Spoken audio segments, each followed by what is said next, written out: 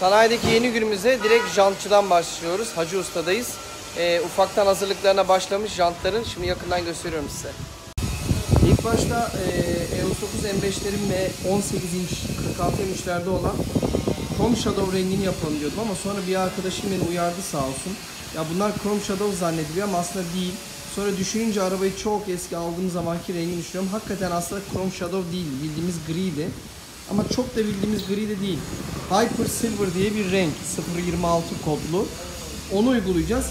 İçine 1-2 damla siyah atarsan tam istediğin renk olur dedi sağ olsun. Onun denemesini yapacağım. Açıkçası böyle güzel yarı parlak, yarı saten bir şeyle gri ile daha güzel olacağını da düşünüyorum. Denemelerini yapacağız. Ustam bir yandan zımpara ve yoklamalara başladı. Evet, başladık biz. Altındaki siyah da çıktı. Jantlarla beraber başlayan kozmetik kısmında herhalde en önemli bölüme gelmiş olabiliriz. O da arabanın artık yakışıklılığı adına boya işleri. Epey bir kötü olmuş yerleri var. Şimdi onları göstereceğim size.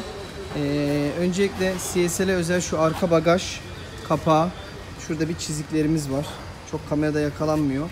Bunlar da gri kaplamayı sökerken şöyle kapak gibi yerlerden, şöyle difüzör kenarı gibi yerlerden verniği aldı. Bunlar yapılacak. Daha sonra ön kaputumuz malum o gurur duyduğumuz taş izlerinden dolayı biraz fazla hırpalandı. Ön tampon baya kötü durumda. Şu karbonlarına kadar onların bir güzel boyanması, elden geçmesi gerekiyor. Onları da yapacağız. Daha sonra yine marşpiyerlerde biraz işimiz var. Daha doğrusu bir tane marşpiyer kötü. Onda da yine kaplama sökümünden kalan şeyler var. Vernik atıkları. Onları yapacağız. Başka aklıma bir şey gelmiyor. Ayrıca tabii arabayı tertemiz bir daha bir üstünden geçtiğimizde minik bir şeyler de çıkabilir. Bunları da nerede yaptırıyoruz derseniz burada Utku Boya. Daha önce belki paylaşımlarından görmüşsündür. Sadık Usta da sağ olsun. Hep arabalarımızı ona emanet ediyoruz. Güzel bir şekilde yapacak inşallah. Vaziyet böyle. Buradan da olanı biteni ara paylaşacağım sizle. Artık güçlendirmeler bitti, süslemelere geldik. Sanayide yeni bir güne bu sefer henna ile kontrole ve geçmiş olsuna geldik. Henna alım torunu Sesil'i ziyarete geldi. Şu an kaportacıda boya öncesi parçalarımızı söktük. CSL'imiz şu an çok CSL, çok hafif oldu. İçi boş, tamponları yok falan. Bütün boya isteyen parçaları tespit ettik. Buradan yine boyacıya inecek. Artık ufaktan zımpara vesaire süsleme işlerinin başlangıcı olacak.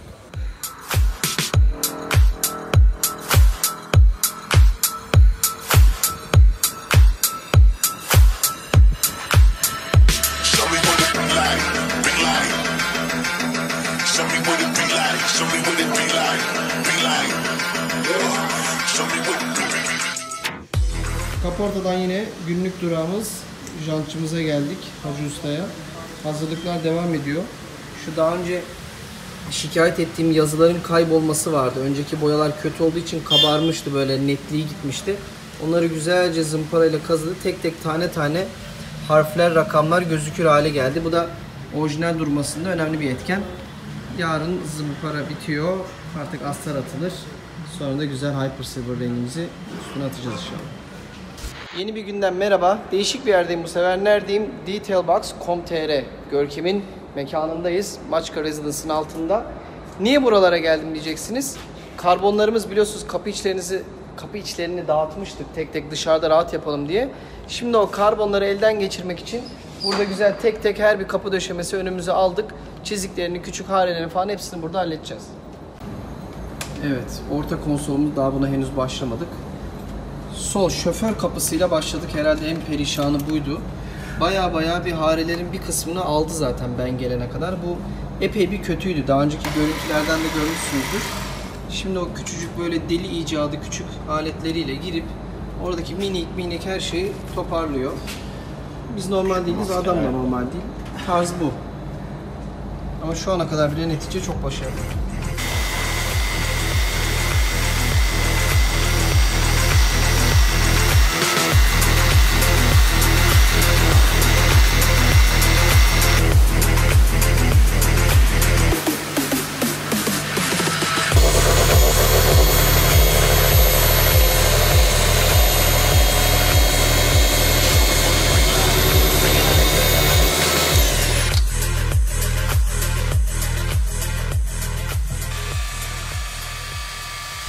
Yeni bir günden merhaba arkadaşlar. Yine jantlara bakmaya geldim. Hacı Usta sağ olsun bayağı bir zımpara ilerletmiş. Artık kumlamadan bir fark olmamış. Gördüğünüz gibi başkasının hatasını biz çektik. biraz öyle oldu. Gördüğünüz gibi bütün rakamlar falan net. Bijon aralarına falan kadar girdi. Hani resmen fabrika haline getirdi. Bunlar şimdi astarı hazır hale geldiler. Biz de bu esnada bir de boya denemesi yaptık. Ne renk yapalım diye. Burada 3 kolda 3 farklı renk var. Bu bildiğimiz gümüş. Bu gümüşle füme arası bir ara ton. Bizim Hyper Silver dediğimiz. Evet. Bu da fümeye yakın koyu bir gri. Açık füme gibi. Evet, açık füme gibi. Ben şahsen bunu beğendim. Zaten kafamızdaki buydu. Bu da normal gümüş gri zannediyorsunuz ama aslında şu gri bölümüne mukayese ederseniz tam düz gri olmadığını da görürsünüz. Bunun içine birazcık sadece sim ekleyeceğiz. Hani birazcık böyle kendini göstersin, yakışıklı olsun diye. Ufaktan da artık astarlar ve sonra da boya faslı başlayacak. Jantlar çok iyi gidiyor. Eline sağlık usta. Eyvallah usta. Evet, yeni bir haftaya giriyoruz. Artık toplama haftasına geldik diye umut ediyoruz. Kaporta ve boyadayız. Bayağı bir parçaları gördüğünüz gibi zaten sökülmüş edilmişti. Bugün kaputu bayağı kazındı. Onu size göstereceğim şimdi. Bayağı işi kolaylıyoruz. Kaput boyadan önce tenekeye kadar, yani bu durumda alüminyuma kadar soyuldu. Kat ve kat üst üste boya olmasın diye, hatlar güzel gözüksün diye bu kademeye kadar eğilmesi bayağı faydalı oluyor. En zor, en yorucu iş bu. Ondan sonra astarı ve boyası gelecek sırayla. Kademe kademe gidiyoruz. Bir yandan da şu yerdeki karbonları size göstereyim. Bunlar da öyle altılı kalmayacak. Onları da güzel böyle zımparalayacağız. Üstünü verniğini tekrar atacağız. Herkes soruyor karbonlar da elden geçiyor mu diye. Evet, onlar da aynen yeni gibi olacak. Paylaşacağım size kademelerini.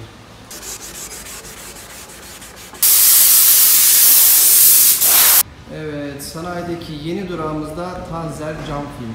Tanzer sağ olsun ilgi alaka gösterecek. Ne iş yapacak derseniz, Detail Box'ta yaptırdığımız karbon temizliği ve polisajını şeffaf filmle kaplayarak bu sefer koruma altına alalım diyoruz ki bir daha el kol bir şey değdiğinde artık o karbonlar çizilmesin, edilmesin.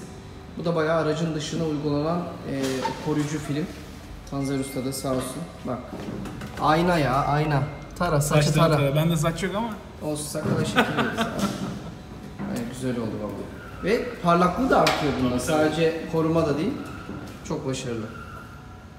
Eline sağlık ustam. Şimdi bütün kapıları yapacak. Ardından da orta konsolumuzu yapacak. O da karbon ayıpçılarımız.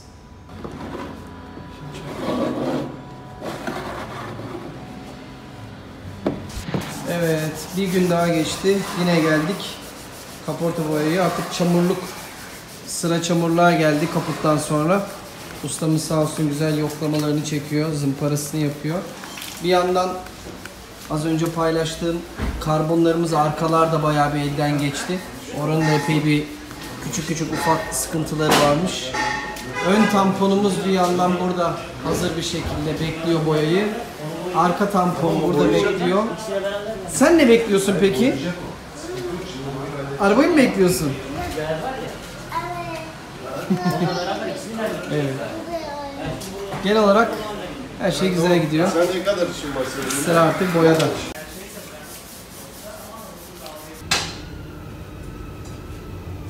Akşam Hacı Usta jantları boyamaya başladım deyince geç vakit de olsa kalktık geldik bakmaya.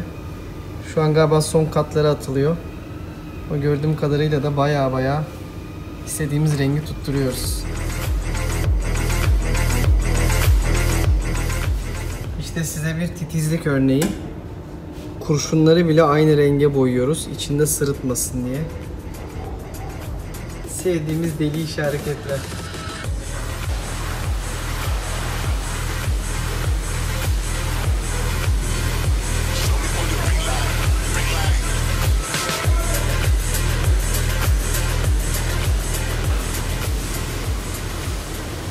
Evet, vlogumuzdan enteresan bir detay arkadaşlar.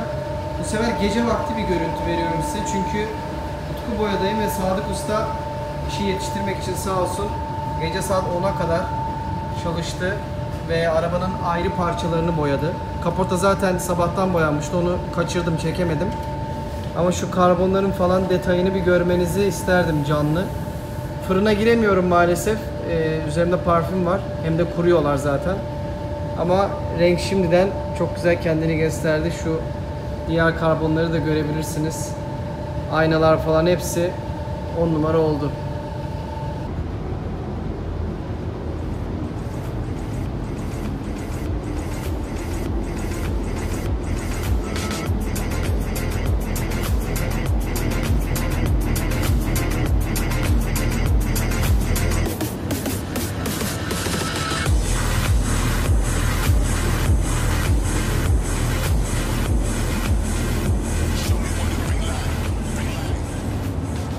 Herkese selamlar. Ertesi gündeyiz.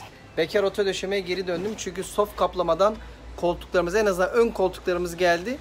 Soft kaplamada yapılan işlemleri maalesef yakından çekemedim. Uzakta oldukları için gidip uygulamasını çekemedim ama bitmiş halini şimdi size göstereceğim.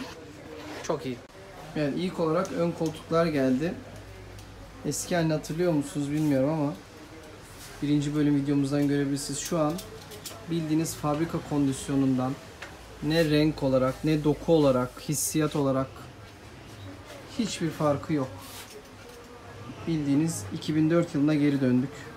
Çok başarılı, teşekkür ediyorum. Uğraşmışlar. Bir de şöyle bir detayı da belirtmemde fayda var arkadaşlar. Bu çok büyük bir parça. Normalde bu soft kaplamada düğme, kapı kolu vesaire gibi 10-15 santim en fazla büyüklüğünde şey yapıyorlar. Bizim için büyük bir fırın ayarladılar. Akıntısız, döküntüsüz tek parçada burayı fıstık gibi boyadılar. Çok memnun kaldım. Evet, kapı kapı sanayi duraklarımız devam ediyor. Hacı Usta'ya geldik jantçımıza. Sonunda bitmiş, verniği her şeyi atılmış, pastası yapılmış haliyle jantımızı ilk defa görüyoruz. Bildiğiniz CSR rengini bu kadar uğraş sonucunda tutturduk. Hyper Silver dediğimiz renk oldu. İçine hafif siyah falan kattık, gölgeli dursun diye. Dikkat ederseniz şu kolların altında biraz gölgesi de çıkıyor, siyahı. Ben şahsen çok beğendim. Tam istediğim oldu. Bu yazılar falan da kaybolmuştu. Onları da geri çıkardık. Orijinali gibi dursun diye. Çok iyi.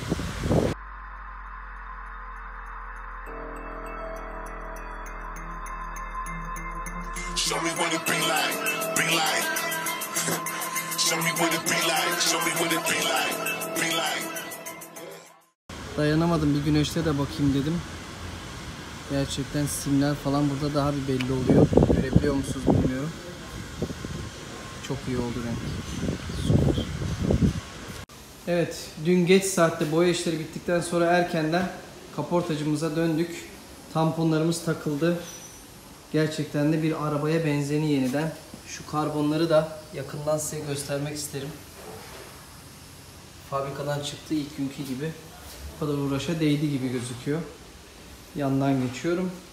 Bildiğiniz gibi şu ön çamurluk ve kaput vesaire de boyandı. Ya bütün kafası boyandı. O jilet gibi hatlar geri çıktı. Tampon falan da takılınca tekrardan CSL'e döndü. Bakınız buradaki karbonlarımız da pırıl pırıl haldeler. Ustalarımız da sağ olsun itinayla güzel tamponumuzun ayarını falan her şeyini yaptılar. Son olarak böbrekler dediğimiz ön panjurlar kaldı. Bunlar da burada. Eskilerini gördüm. Ama gördüğünüz gibi baya üzerinde taş izleri falan varmış. İnsan böyle sökünce fark ediyor. Bir de şu gördüğünüz beyaz noktalarda daha önce tamir olduğunu gösteriyor. Ben bunu bilmiyordum. Tabii öyle olunca dayanamadık. Hemen Borusan'a gidip bir de ön panjur masrafıyla günü taçlandırdık ama bu sefer de ayna gibi olacak inşallah. Son artık puzzle'ın eksik parçası. Bunu takıyoruz ve aracı inşallah artık toplaması, toparlanması bitiyor.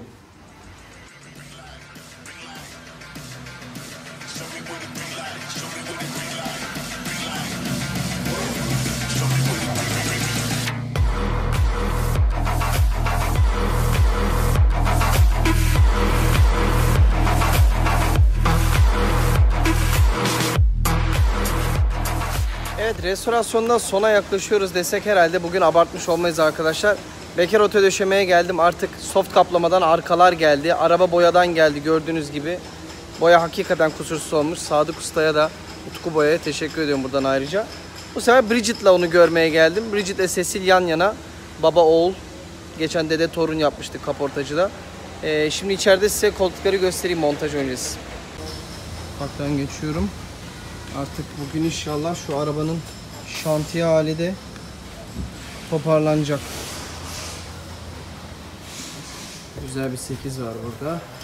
Evet, en son önleri size göstermiştim, sırtlarını. Şimdi arka koltukların da bütün kaplamaları soft kaplamadan geldi. Yine aynı şekilde fabrika kondisyonunda hiçbir farksız. Şu kapağı da yollamıştık. Bu eşya koyma gözü vardır solda. O da geldi. Hepsi iyi durumda gözüküyor. Bakın şu daha önce sökülen döşemenin zımba izleri de duruyor. Yine aynı izlerinden itinayla yapacağız. Artık ufak ufak arabayı topluyoruz. Son yaklaştı gibi gözüküyor inşallah.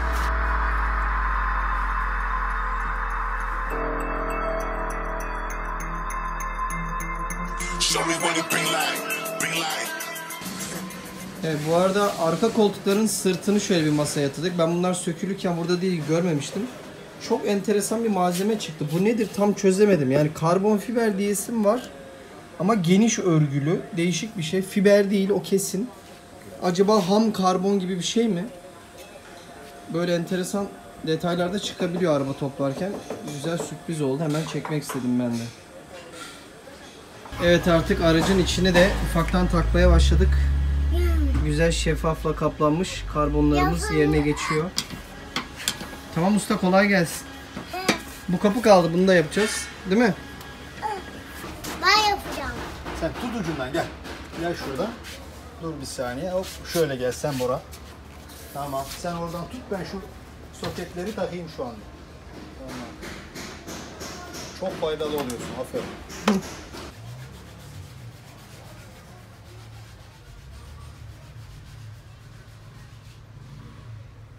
İnanmayacaksınız ama beklenen gün geldi. Bugün artık inşallah sesin işlerini bitiriyoruz. Yine döşemecideyim, bekardayım. Koltuklar falan iş montajı yapılacak. Direksiyon falan kaplanacak. Detayları gösteriyorum. Oradan askara jantları takmaya, sonra inşallah testler ve bitiriyoruz. Günü devam ediyor. Sesilimiz dün epey bir toparlandı. Biz çektikten sonra da içi bildiğiniz gibi tertemiz olmuştu zaten. Arka koltuklar takıldı bu esnada. Onlar önemliydi. Gördüğünüz gibi bu soft kaplama da pırıl pırıl olunca arkası da yeniden bir kendine geldi. Daha sonra o kadar iş yapmışken tabii tipik artık bu restorasyonun lafı oldu. Onu da yapmışken bunu yapalım kafası. O yüzden de direksiyonda yeniden alkantara kaplayalım dedik. Söktük. Şu ızgaralar var. Hoparlör ızgaraları. Onları birazcık böyle beyazı çıkmıştı. Onlara küçük bir fıs attık. İyice simsiyah olsun diye. İçini bu şekilde toparlarken bir yandan ön koltuklarımızın bütün kılıfları falan takıldı, gerildi. Gördüğünüz gibi bazı yerlerde döşemeler çok içine göçmüştü yılların kullanımında. Şuraları falan doldurttuk biraz. Yanlarda da biraz aşırı girinti olan yerler vardı. Onlar da dolduruldu yeniden. Son olarak ustamız da şimdi elinde alkantara direksiyonumuzu yeniden kaplıyor. Bu da puzzle'ın son parçası olacak. Buradaki işleri bitince askara gidiyor son bir kontroller için ve Hacı Usta'nın boyadığı jantlarımız takılıyor. Sonra bir rota gideceğiz. Sonra da inşallah alıp gideceğiz. Plan bu. Detaylarda kaybolmayı seviyoruz. Şu beyazlayan kemer tokalarımızı da etrafını maskeleyip hafif bir kırmızı atalım dedik. O da artık son dıdısının dıdısı tertemiz olsun.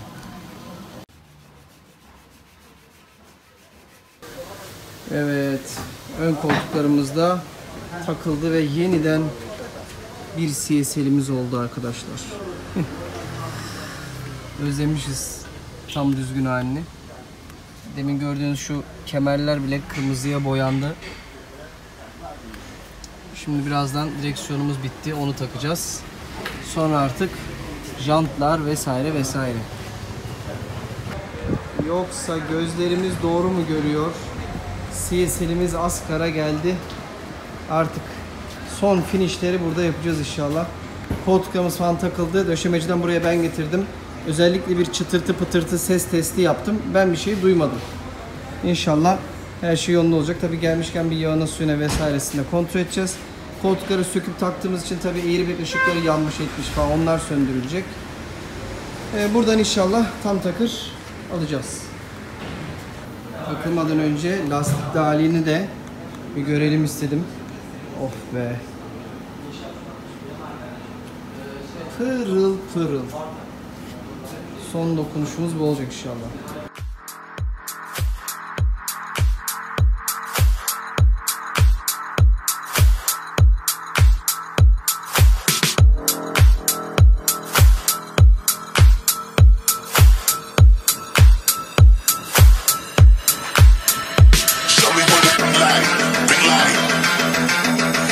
what it be like. Show me what it be like. Be like. Yeah. Show me what it be like.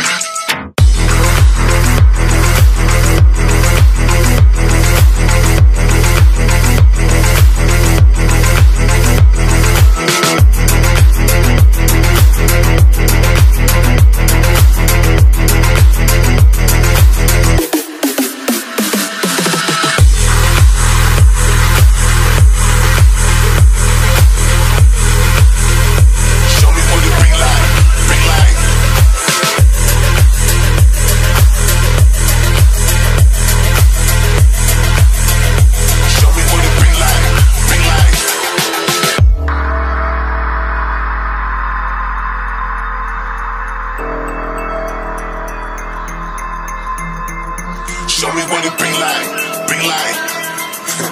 Show me what it be like, show me what it be like, be like.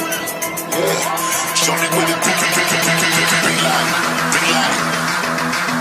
Show me what it be like, show me what it be like, be like. Yeah. Show me what it be like, be like. Show me what it be like, show me what it be like, be like. Yeah. Show me what it be like.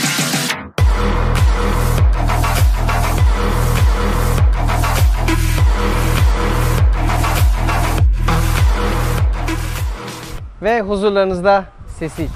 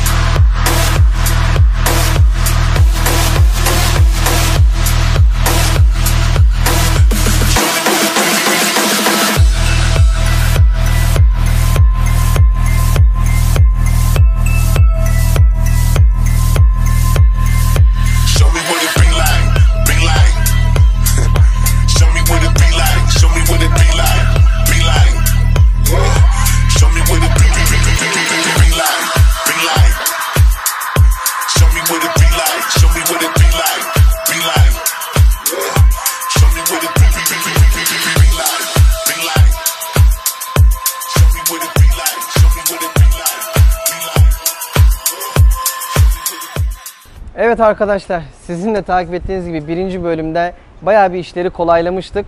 Şimdi ikinci bölümü de, yani restorasyonu mini diye başladığımız ama kapsamlıya dönüşen restorasyonumuzu tamamladık. Neler yapıldığını daha önce de söyledim. Hızlıca üstünden geçeyim. Aracın dışında boya isteyen parçaları vardı. Kaputu, çamurlukları, tamponları gibi. Onlar yapıldı. En önemlisi bu restorasyona başlama amacımız olan arka yürüyendeki çatlak tamir edildi. Güçlendirme parçaları eklenerek gördüğünüz gibi. Ardından kozmetik kısım devam etti. Jantlarımız orijinal Hyper Silver rengine yeniden boyandı. Onların da önceki boyası çok iyi değildi. Çok memnun değildik. İçinde başka incik boncuk şeyler vardı. Direksiyonu kaplandı vesaire. Koltuk sırtlarımız yapıldı. Soft kaplamayla yeniden elden geçti. Bunun dışında tabii ufak tefek sayamadığım, görüp de şunu da yapalım, bunu yapalım diye eklediğimiz şeyler de oldu. Bunlardan bir tanesi arka burçların değişmesi ve arka birkaç farklı aks takozlarının değişmesi de bunların içindeydi. Yani genel itibariyle kısa sürede epey bir iş yaptığımızı düşünüyorum. Ben şahsen çıkan görüntüden çok memnunum. Bütün ustalarımıza emeklerine, ilgilerine, alakalarına teşekkür ediyorum. Tek tek saymam gerekirse öncelikle önünde durduğumuz Ascar BMW her zamanki gibi araçlarımızın her işine koşturdu. Jantlarımızın boyası jantçı Hacı Usta, Hacı Maslak. Onların bütün bilgilerini de aşağıdaki detaylarda veriyorum. Soft kaplama, adı üstünde soft kaplama işimizi yaptı. Sadık Usta, Utku Boya, boya işlerimizi yaptı. Bekar oto döşemelerin geçirilmesi, sökülmesi, aracın içinin boşaltılması, geri toplanmasını yaptı. Sevgili arkadaşım Alp Yücel, o da sağ olsun Car Engine hesabı Instagram'dan bütün bu kaynak tamiri, çatlak vesaire vesaire işlerini organize edip benim için güçlenme parçalarını buldu etti sağ olsun. Yani herkesin yardımıyla, benim de az biraz sabrımla sanırım güzel bir şey ortaya çıktı diye tahmin ediyorum. Şimdi bana gıcık olacağınız, hoşunuza gitmeyecek kısma geldi. O da abi ne kadar tuttu sorunuzun cevabı. Bu bana özelden çok geldi. Yapım esnasında da daha sonrasında da telefonla arayıp soran arkadaşlarım bile oldu. Bu konuda maalesef M3 GT'deki gibi aynı gıcıklığı yapacağım ve maalesef sizlerle rakam paylaşamıyorum. Sebebi de iki sebebi var. Birincisi maddi paylaşımları çok yakışıklı bulmuyorum. Biraz gösteriş gibi geliyor bana. Mizacım öyle değil, kusura bakmayın. İkincisi de benim vereceğim fiyat yanıltıcı olabilir. Her arabanın kondisyonu ve durumu farklı olduğu için benim X liraya yaptırdığım jant boya işi sizin aracınızda daha pahalı tutabilir, daha az da tutabilir. Daha pahalı tutarsa senin ustan biz gittik bize yüksek çekti. Az tutarsa bizim işimizi daha mı kötü yaptı, niye daha ucuz tuttu falan gibi sürekli böyle polemikler oluyor. Ben de bunlara sebep vermek istemiyorum. Tek verebileceğim rakam, onu da kabaca belirtmek isterim ki bütün işlemlerin toplamı yaklaşık 30-35 bin TL arası bir rakamlara tekabül etti. Bunların içinden tek tek kalemlere dök deseniz inanın ki şu an zaten o liste de önümde yok. Bilemiyorum. Açıkçası bana göre bu arabanın özelliğinden, kıymetinden, enderliğinden ve kondisyonundan dolayı sonuna kadar, her kuruşuna kadar hak ettiğini düşünüyorum. Zaten uzunca bir müddet bu yapılanlar da başka bir servis ihtiyacı doğurmayacağını umut ederek uzun vadede de mantıklı olduğunu düşünüyorum yapılan masrafın. Kendi çapımızda bir mini restorasyon yapmaya çalıştık. İyisiyle kötüsüyle her şeyi sizinle paylaştık gördüğünüz gibi. Umarım siz de izlerken keyif almışsınızdır. Az önceki gibi tekrardan tüm ustalarımıza teşekkür ediyorum. Daha da önemlisi siz değerli izleyiciler, takipçiler, dostlarımız, ailemiz diyeyim artık. Hepinize teşekkür ederim. Güzel, olumlu yorumlarınız için, destek mesajlarınız için, her şeyle sizlerden gelen olumlu geri dönüşlerle ben daha da heves alarak yapıyorum bu tarz şeyleri. Kendi çapımızda iyisiyle kötüsüyle paylaşmaya çalıştık. Umarım sizin de hoşunuza gitmiştir. Şimdi zannetmeyin ki bu kuzu garajında yatacak, bu kadar pırlanta gibi topladık diye. Hiç alakası yok. Her zamanki gibi ne kondisyonda olursa olsun hiç acımadan, keyfini çıkararak dışarı çıkıp süreceğiz. Hoşça kalın.